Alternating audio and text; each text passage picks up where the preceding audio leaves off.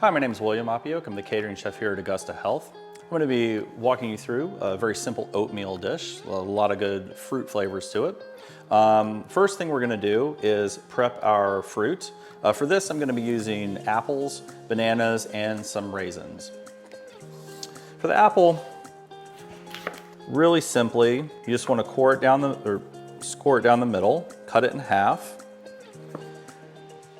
Apples are round, and round things are hard to cut. So it's best to make a flat surface so that they don't wiggle around on you. I'm gonna cut that half in half.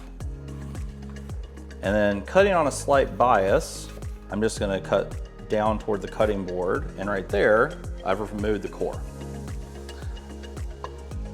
From here, I'll do slices. And then dice it. You want to make sure not to cut your apples too far in advance. They'll oxidize and turn brown, and nobody wants that. For this, I'm using a red delicious apple. You can use Granny Smith, you can use Gala or Honeycrisp. They have a lot of nice flavors. I would avoid using Macintosh apples. A lot of people like those, but they do not cook down very nicely. They get very soft and mealy. These are really going to hold the heat, and they're really going to hold up to a lot of the cooking that we're going to do to it. You can peel the apples if you like. It's optional. I personally like to leave the peel on them, and it helps them hold together a lot more nicely.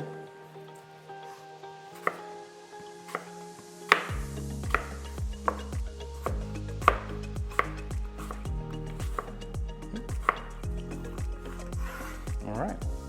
Next, we're going to add to this one banana.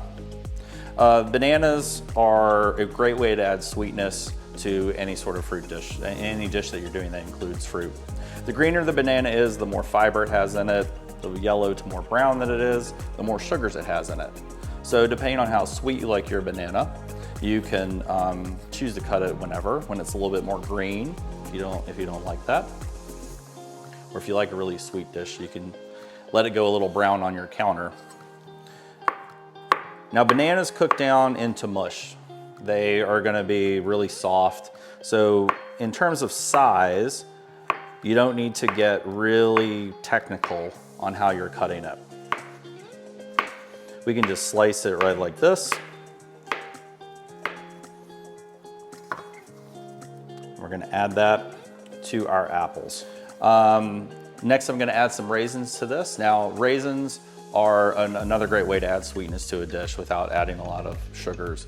I have actually pre-soaked these raisins in a little warm water. It softens them up a little bit. It doesn't make them as chewy once you've prepared your dish, and it just kind of makes them come a little bit more alive. So I'm gonna add that to my fruit mixture. Now all my fruit is prepped, and I'm ready to start making my oatmeal. I have a pot here with 3 cups of water that I'm going to be bringing to a boil. And while we wait for that to boil, I'm going to introduce Dr. Dawes, one of the cardiologists here at Augusta Health, to talk about the benefits of a heart-healthy diet. Thank you so much. So, obviously having a heart attack and recovering is one of the most difficult, life-changing things that can happen to anyone. And there's really no magic to heart disease. So when you're recovering from a heart attack, there are a lot of different things that come into play. The medications, exercise, diet, and cardiac rehab is really one of the key things, because participating in cardiac rehab has been correlated with reducing the risk of future heart attacks better than anything else. So one of the big parts of that is the diet. There are a lot of different things that go into a heart-healthy diet, but the ultimate goal is just trying to feel better and reduce your risk of a future heart attack or some other cardiac event, or having to see a cardiologist repeatedly in the future. And there's no one specific diet. People talk about Mediterranean diet, vegan diet, but the goal is to essentially increase your activity level, lose weight, start to change your body composition to a much healthier future. Thank you for that, Dr. Dawes. Now, as our water's coming to a boil, we have a pan here that's on a medium low heat. We don't want it too high, Our fruit that we prepared has a lot of sugar in it, and we don't want that sugar to caramelize too much and burn on our pan. Remember to keep moving it around so that things don't stick. Those bananas are going to break down, those apples are going to break down, and release a lot of those wonderful natural flavors.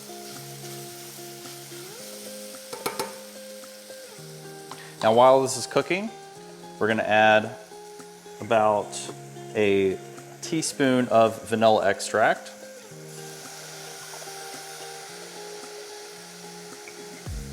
We're going to add about a half a teaspoon of cinnamon, more if you prefer.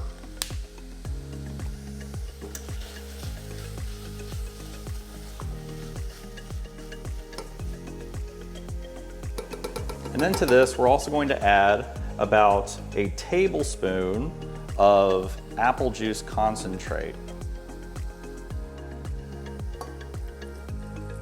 It's going to provide a little bit of a liquid to help things from burning on the bottom of the pan, and it's going to also impart a lot more sweetness to this dish. The oatmeal that we have right now, we're not adding any sugars to it other than what's coming from the fruit. So we want to try and make sure we get as much flavor out of that as we can. Now, as our water comes to a boil, we're going to be adding, this is 3 cups of water again, we're going to be adding a cup and a half of oats. We're going to mix that around. Just let it simmer until it gets thick. Should take about 5 minutes. If you're using steel cut oatmeal, the cooking process will take a little bit longer. Rolled oats work just fine. Now that our oatmeal is cooked and our fruit has simmered very nicely, it's time to plate. I'm going to just fill up a nice bowl of oatmeal here. And again, remember, there's no sweetener in this oatmeal. It's all the sweetness that we're getting is coming from the natural sugars in the fruit and the juice that we've added. Just like that. You can top it with a little bit more cinnamon if you'd like. It's a really nice, hearty, heart-healthy dish. So for this and other heart-healthy recipes, please visit us at augustahealth.com.